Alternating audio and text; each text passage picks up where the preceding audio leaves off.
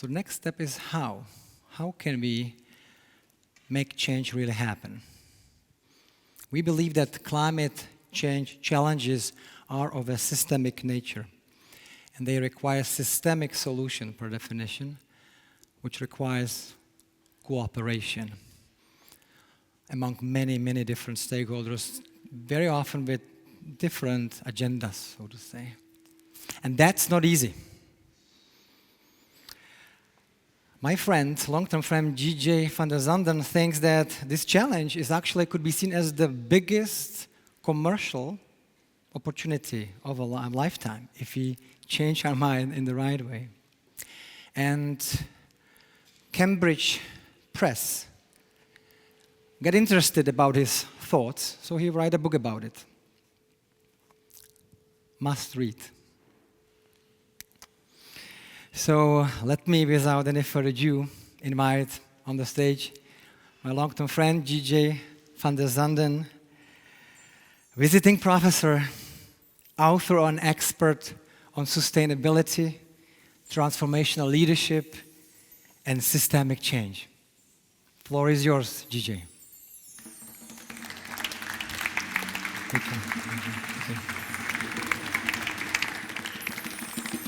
Thank you, Peter.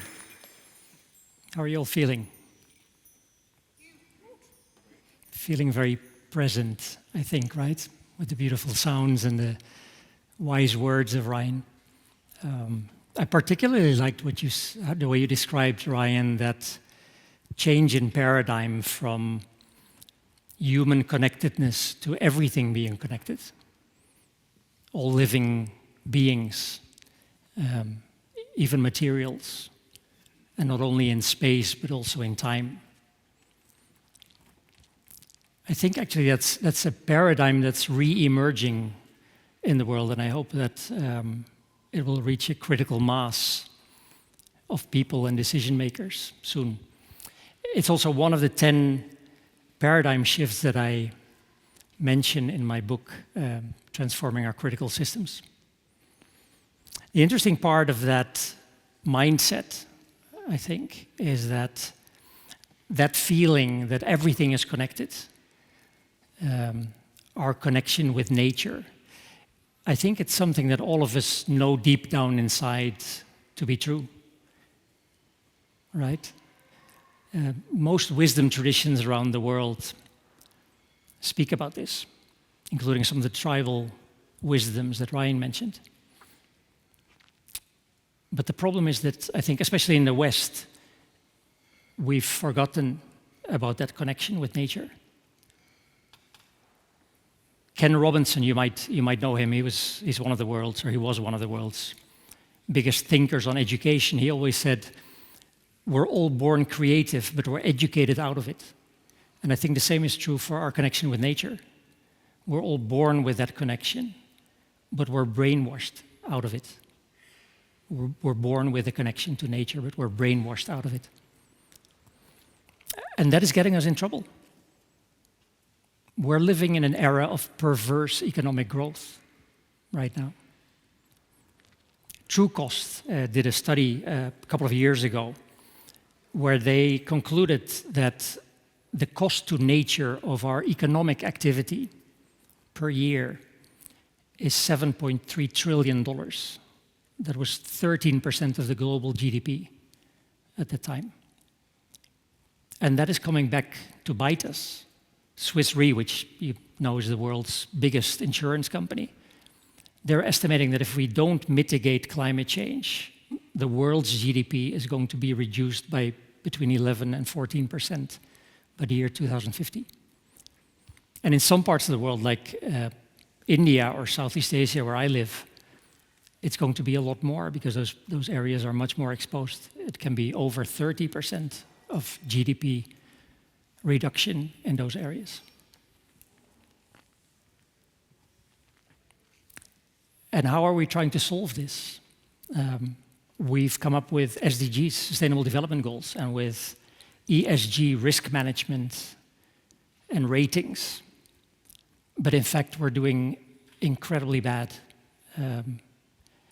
If you look at the SDGs, we have 17 SDGs, 169 pretty specific targets below those SDGs. At the moment, only 15% of those targets are on track to be met by 2030. Most targets are not moving or barely moving. In fact, 37% of the SDG targets are either standing still or going backwards. And that's including some very important ones like poverty, hunger, climate. So we're running out of time.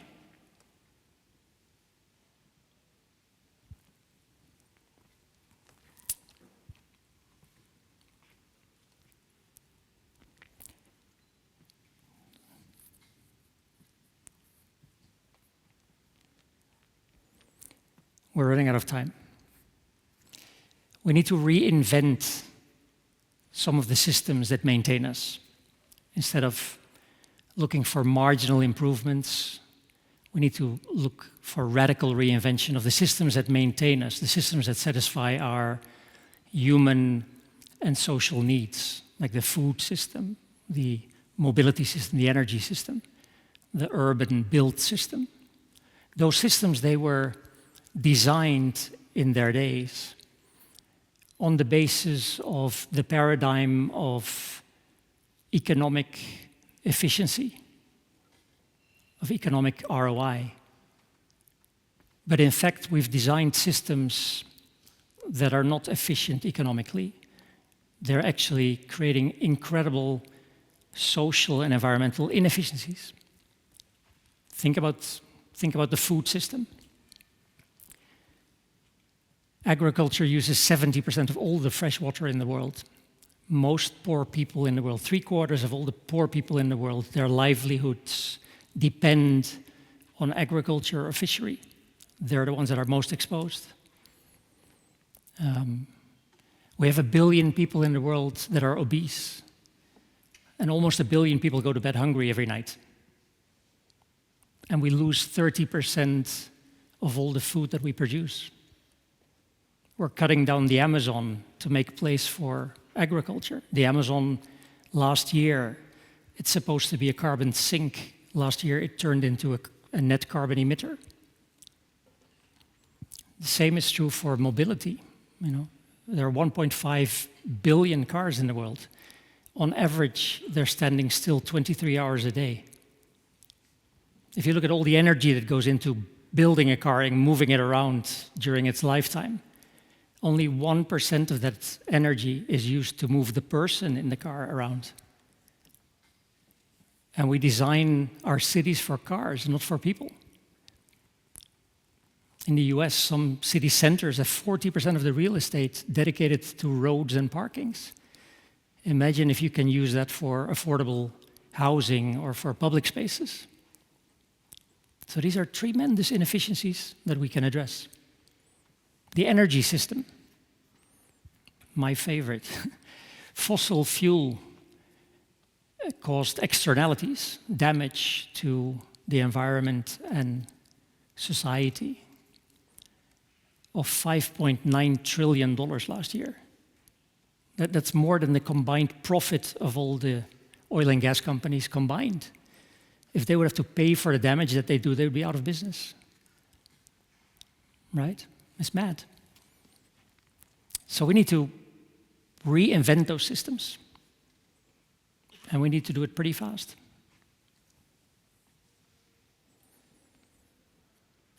We need to become better at deliberate system reinvention.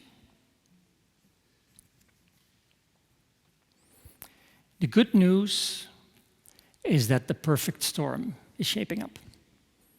You know that governments around the world, they've dedicated hundreds of billions of dollars for transition funding. Companies around the world, almost half of all the biggest companies in the world, the biggest stock-listed companies in the world, they've committed to net zero. That's $26 trillion of business of those companies and their supply chains that will radically change over the coming years or decades.